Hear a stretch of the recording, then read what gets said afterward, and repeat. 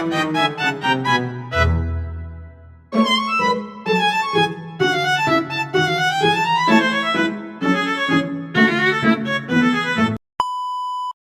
semuanya, perkenalkan aku Bella Safira dari kelompok 4 dengan NIM 243030303035 yang akan menjadi moderator pada video presentasi kami kali ini. Kami beranggotakan 7 orang dengan judul presentasi Bank Indonesia sebagai Bank Sentral dan kedudukannya dengan pemerintahan pusat. Baik, perkenalkan nama saya Daniela Aurelia dengan NIM 243030300323. Perkenalkan, nama aku Alvin Christian dengan NIM 243030300345. Perkenalkan, nama saya Rizka Abjuria, NIM saya 243030303001. Baik, sebelumnya perkenalkan nama saya Maurari Bijoy Vanka dengan NIM 24303030303081. Perkenalkan, nama saya Kristia Putri Kurnia dengan NIM 24303030308082. Selanjutnya, saya akan membacakan latar belakang dari materi presentasi kami pada video kali ini. Yang pertama, bank, lembaga keuangan yang menghimpun dan menyalurkan dana. Yang kedua, peran penting dalam pertumbuhan ekonomi dan lalu lintas pembayaran. Yang ketiga, bank sentral menjaga stabilitas moneter dan sistem keuangan. Selanjutnya, rumusan masalah. Yang pertama, peranan bank sentral. Yang kedua, sejarah bank sentral. Yang ketiga, sejarah Bank Indonesia. Yang keempat, status dan kedudukan kelembagaan BI. Yang kelima, peran BI pasca terbentuknya OJK. Materi selanjutnya adalah sejarah Bank Sentral. Jika dilihat dari sejarah berdirinya, keberadaan Bank Sentral diawali dengan berdirinya Bank Sentral Swedia yang beroperasi pada tahun 1668 dan diikuti oleh berdirinya Bank Sentral Inggris yang beroperasi pada tahun 1694. Hingga tahun 1990 sudah ada 173 bank sentral. Sejarah bank sentral juga tidak terlepas dari sejarah dikenalnya sistem uang sebagai alat tukar dalam perdagangan dan perekonomian secara umum. Dan mulai ditemukan metode perbankan untuk pertama kalinya dalam perekonomian dan perdagangan suatu negara, di mana pada zaman dahulu alat tukar yang digunakan adalah memang berupa uang yang memiliki nilai intristik yang sama terhadap material yang terbuat dari uang tersebut. Biasanya berupa uang logam, emas, perak, perunggu, dan lain-lain yang memiliki nilai intristik yang sama terhadap nilai dari uang logam tersebut. Artinya, jika uang logam tersebut seberat 1 gram bernilai 1.000. Pada saat itu memang karena emas dengan kondisi 1 gram tersebut ketika diperdagangkan atau dipertukarkan di mana-mana nilainya adalah 1.000. Alat tukar dengan uang logam seperti ini sudah lebih maju dibandingkan dengan kondisi sebelumnya di mana alat perdagangan dilakukan dengan alat tukar yang belum bisa diterima oleh banyak kalangan atau bahkan sistem barter langsung terhadap barang yang diperdagangkan, di mana ini menjadi cikal bakal dimulainya perdagangan dalam sejarah peradaban manusia. Seiring dengan waktu dan terus berkembangnya perdagangan dan perekonomian, alat tukar berupa uang logam tersebut mulai menjadi keterbatasan karena memang ketersediaan sumber daya alam yang terbatas untuk mencetak uang jenis seperti itu, dan ini menghambat potensi untuk perkembangan lebih besarnya lagi perekonomian suatu negara. Sementara jenis-jenis produk baru dan bentuk industri baru sangat potensial untuk muncul, namun amat disayangkan jika aktivitas perdagangan dan perekonomian secara umum terus terhambat karena mengikuti kemampuan ketersediaan uang berupa logam yang sangat terbatas tersebut. Pada mulanya, bank sentral dinamakan bank sirkulasi yang bertugas mempertahankan konversi uang kertas yang dikeluarkan terhadap emas atau perak atau keduanya. Dalam perkembangan bank sirkulasi menjalankan fungsi mengawasi dan mengatur perbankan, mengontrol dan mengendalikan jumlah uang yang beredar dan bertanggung jawab dalam penyelenggaraan sistem pembayaran. Selanjutnya, sejarah Bank Indonesia. Bank Indonesia atau BI berawal dari Djapance Bank NP atau DJB yang didirikan oleh pemerintahan Hindia Belanda pada tanggal 24 Januari 1827. Pada waktu itu, DJB bertindak sebagai bank sirkulasi dan menjalankan beberapa fungsi bank sentral lainnya, serta melakukan kegiatan bank umum. Pemerintahan Belanda memberikan hak otoritas kepada DJB, yaitu hak untuk mencetak dan mengedarkan uang Gulden Belanda.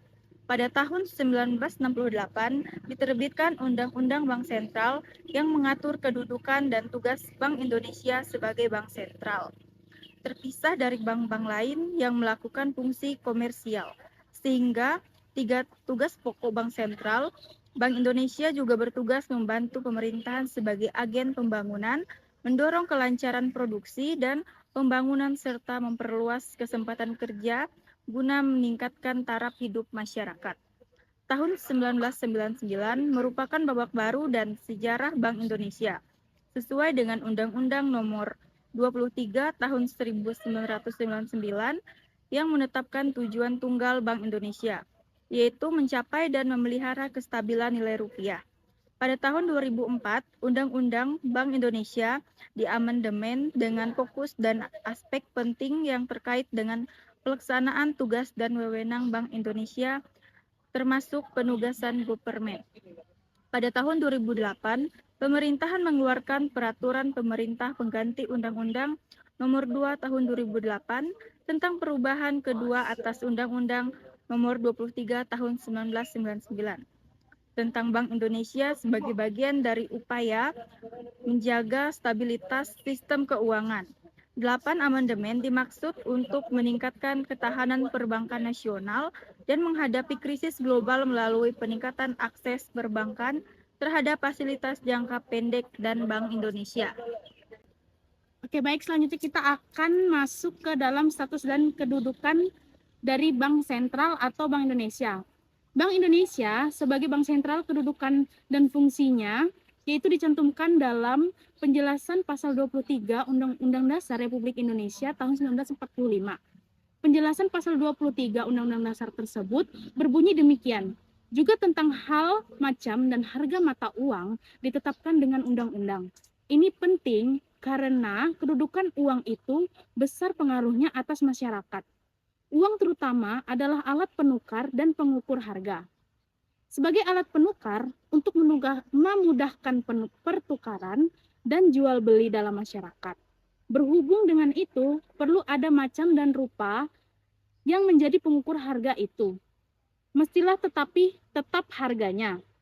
Jangan naik turun karena keadaan uang yang tidak teratur. Oleh karena itu, keadaan uang itu harus ditetapkan dengan undang-undang.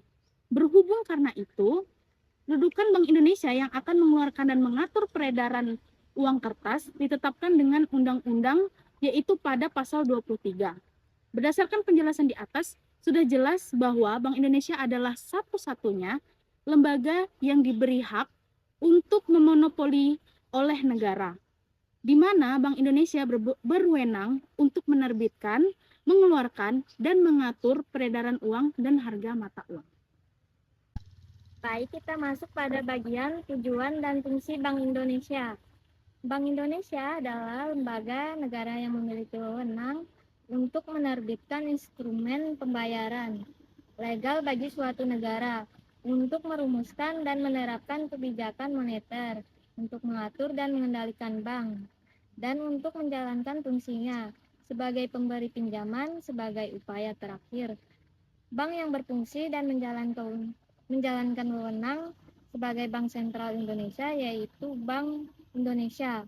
Undang-undang saat ini mengatur posisi Bank Indonesia sebagai bank sentral, yaitu Undang-Undang Nomor 23 Tahun 1999 tentang Bank Indonesia dan Undang-Undang Perubahan yaitu Undang-Undang Nomor 3 Tahun 2004 tentang perubahan Undang-Undang Nomor 23 Tahun 1999 tentang Bank Indonesia. Undang-undang tersebut merupakan peraturan pengganti UU Nomor 13 Tahun 1968 tentang Bank Sentral. Ketentuan dalam pasal 7 Undang-Undang Nomor 23 Tahun 1999 tentang Bank Indonesia sebagaimana telah diubah dengan Undang-Undang Nomor 3 Tahun 2004 menetapkan bahwa Bank Indonesia bertujuan untuk mencapai dan mempertahankan stabilitas nilai rupiah. Stabilitas nilai rupiah sangat penting untuk mendukung pembangunan ekonomi dan meningkatkan 16 kesejahteraan rakyat. Ketika mencapai dan menjaga stabilitas rupiah, Bank Indonesia dapat melakukan kegiatan perbankan yang dianggap perlu, tetapi tidak dapat melakukan kegiatan perantaraan seperti bank umum. Tujuan Bank Indonesia sesuai dengan pasal 7 Undang-Undang Nomor 3 Tahun 2004 tentang perubahan atas Undang-Undang Nomor 23 Tahun 1999 tentang Bank Indonesia adalah untuk mencapai dan menjaga stabilitas nilai rupiah. Stabilitas nilai rupiah yaitu stabilitas nilai rupiah terhadap barang dan jasa, diukur dengan atau tercermin dalam perkembangan nilai tukar rupiah terhadap mata uang lainnya. Tujuan dari stabilitas nilai rupiah adalah untuk mendukung pembangunan ekonomi yang berkelanjutan dan meningkatkan kesejahteraan masyarakat. Untuk mencapai tujuan Bank Indonesia, suatu bentuk kebijakan moneter diterapkan secara berkelanjutan, konsisten, transparan, dan mempertimbangkan kebijakan pemerintah dalam konsisten dan perekonomian. Sebagai hasil dari lembaga yang bertujuan untuk melindungi dan menjaga stabilitas nilai rupiah, Bank Indonesia juga memiliki tugas untuk pertama, menetapkan dan melaksanakan kebijakan moneter. Kedua, mengatur dan menjaga kelancaran sistem pembayaran. Dan yang terakhir, mengatur dan mengawasi bank. Baik, kita sekarang masuk di dalam tugas Bank Indonesia. Tugas utama dalam Bank Indonesia untuk mencapai dan memelihara stabilitas nilai rupiah, yang mencakup ada 3 pilar utama. Yang pertama, ada menetapkan dan melaksanakan kebijakan moneter. Lalu yang kedua, ada mengatur dan menjaga kelancaran sistem pembayaran. Lalu yang ketiga, ada mengatur serta mengawasi bank. Yang mana yang pertama, menetapkan dan melaksanakan kebijakan moneter. Mereka menentukan target inflasi dan sasaran moneter lainnya demi mengendalikan, mengontrol jumlah uang yang beredar melalui berbagai instrumen seperti operasi pasar terbuka di pasar uang.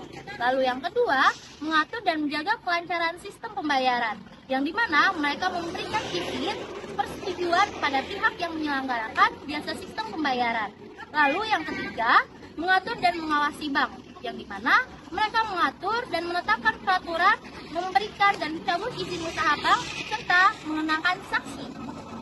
Baik, di sini saya akan menjelaskan peranan Bank Indonesia dalam stabilitas keuangan. Yang pertama, menjaga stabilitas moneter untuk menjaga, menciptakan, dan memelihara stabilitas nilai mata uang baik terhadap barang dan jasa atau inflasi. Kedua, pengawasan dan regulasi perbankan. Ketiga, menjaga kelancaran sistem pembayaran atau RTGS. Keempat, pemantauan risiko keuangan untuk mengevaluasi dan pengawasan berkelanjutan terhadap potensi kerugian finansial yang dapat menimpa suatu organisasi atau perusahaan. Kelima, lender of the last resort, penyedia likuiditas saat krisis. Nah, institusi keuangan umumnya Bank Sentral memberikan pinjaman darurat atau likuiditas kepada bank atau lembaga keuangan lain yang sedang mengalami kesulitan keuangan, guna untuk mencegah krisis likuiditas yang dapat menyebar ke seluruh sistem keuangan lainnya. Kemudian ada peranan Bank Indonesia pasca terbentuknya Otoritas Jasa Keuangan. Sejak 2014, pengawasan mikroprudensial beralih ke OJK. Ini berarti OJK mengambil alih fungsi pengawasan terhadap lembaga keuangan individual seperti bank, asuransi, pasar modal, dan lain-lain. Fokus baru Bank Indonesia yaitu kebijakan moneter. Bank Indonesia tetap menjadi otoritas tunggal dalam menentukan dan melaksanakan kebijakan moneter untuk menjaga stabilitas nilai rupiah. Yang kedua, sistem pembayaran.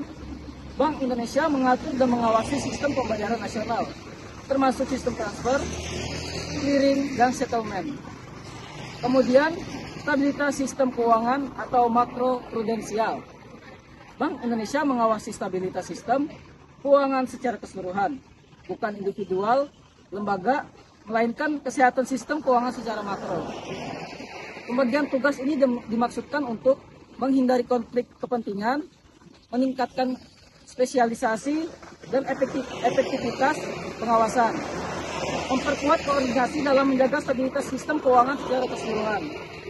Dengan demikian, Bank Indonesia dan OJK memiliki peran yang saling melengkapi dalam menjaga stabilitas sistem keuangan Indonesia. Baik, saya akan membacakan kesimpulan dari materi presentasi kami di video kali ini. Bank sentral berperan menjaga stabilitas moneter dan sistem keuangan. Bank Indonesia dari The Yavache Bank ke BI Independen. 3 pilar BI, yang pertama moneter, yang kedua sistem pembayaran, dan yang ketiga perbankan. Pasca OJK, BI fokus ke makroprudensial, sedangkan OJK fokus ke mikroprudensial. Selanjutnya adalah sesi tanya jawab. Bagi yang ingin bertanya, kami persilahkan.